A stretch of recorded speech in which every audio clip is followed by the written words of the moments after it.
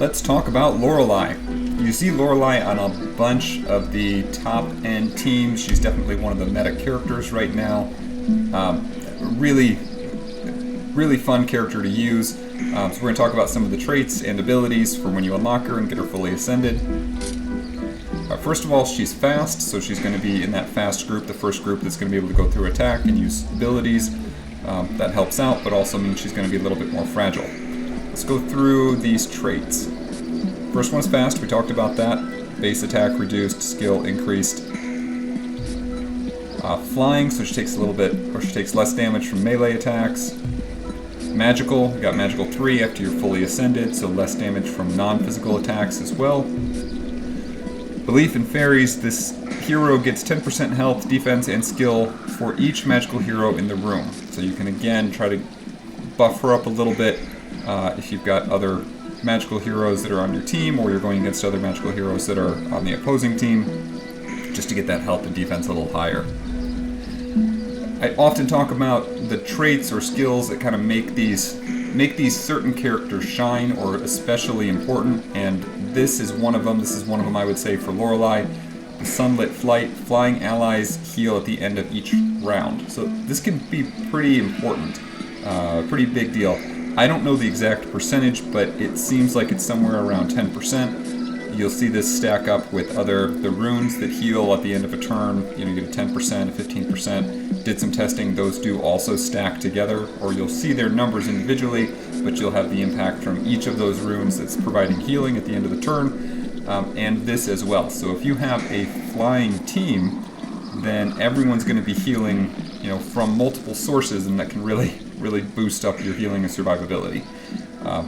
Most of my team members, I think, I've got a flying team now with the 2 dragons, Nivius and Alrakis, and then Lorelei, and it's a popular team to then add Agnon as well, and you've got 4 flyers, and there's quite a few synergies for that team, and then this healing as well is a big part of that, as well as since it's indirect healing, then it's also healing Agnon, who is a construct. You can't target him for healing, but this type of untargeted healing will apply to him.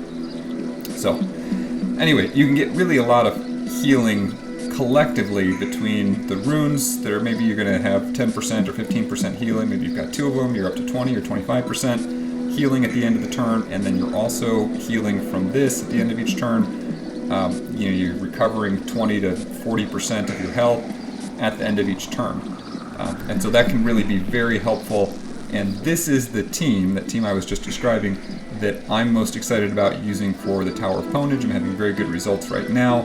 And one part of that, they've got a lot of synergies that reduce damage, and they also have the ability to have a lot of every turn healing. A lot of the healers, they're healing based off their skills, and so there's a cooldown. And if you use the heal and you go into the next battle, and then you take half damage, but your heal's not quite ready yet, you move to the next battle, you can't heal at the beginning of the first turn, and you're taking a lot of damage, and it's hard to kind of be ready for that next battle.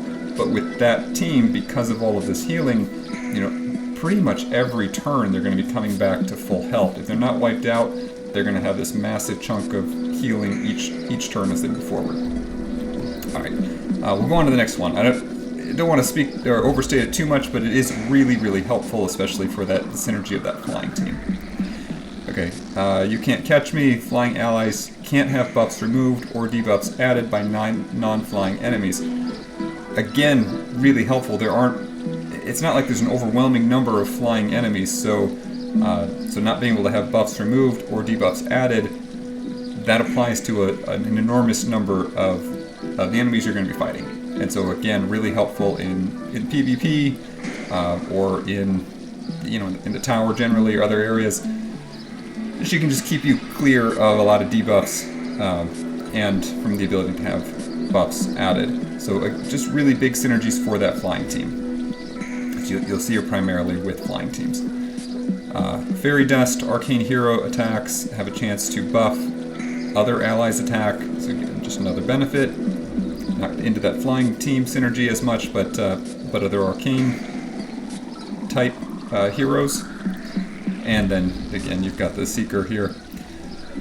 Overall, as you'd expect for a fast character, low defense, low health. I've got quite a few buffs with runes and other things, trying to increase survivability. The big thing with that team, the two dragons I was mentioning, Lorelei and Agnon, is the survivability. They've got a lot of they have low health overall, but a lot of damage reduction skills, and so trying to work on that, build up the defense, build up the health. That really makes a great team that has survivability round to round. They're not going to have, like your slow heroes, it's a different kind of survivability. They're going to have a lot more health, a lot more defense, but not necessarily the consistent turn-over-turn healing. And so that's kind of where I would see the differences in those teams. I really like the slow hero team as well. Grandar, Thrax, Mariko, and then you kind of got to figure out what you're going to do about either a healer, and maybe you can just do it with runes, and who your fourth character is going to be. So anyway, kind of two of my favorite team sets right now, and you can do some variations on both of those. If we look at the abilities, Dust in the Eye, ranged attack, reduces defense and skill on hit. It can be a little bit helpful to decrease the defense skill if you've got someone that's got a skill-based attack that you're worried about. Gift of Flight, I would say, is the other key skill for Lorelei, or key attribute. She's fast, so she can do it right away.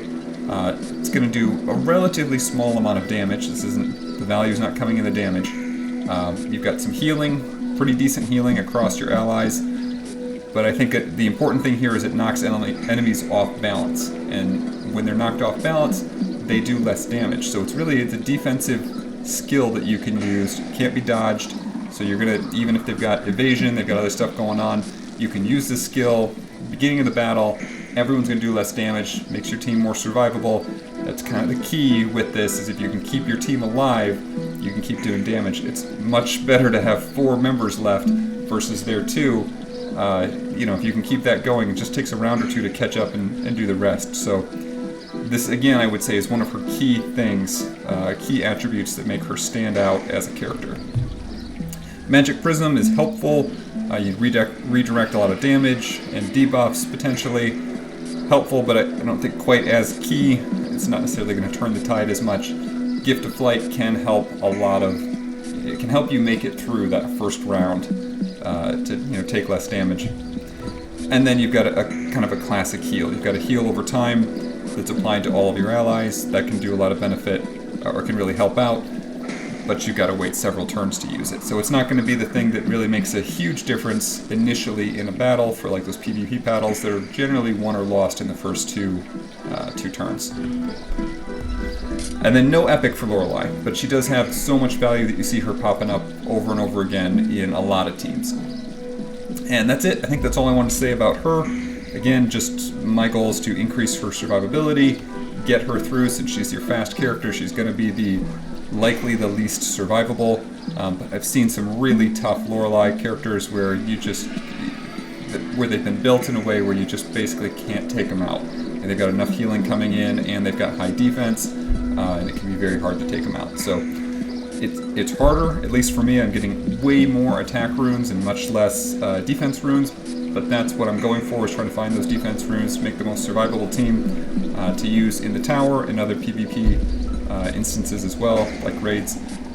And that's it. So that's all I have to say about Lorelei. We'll come back and talk about some more characters soon.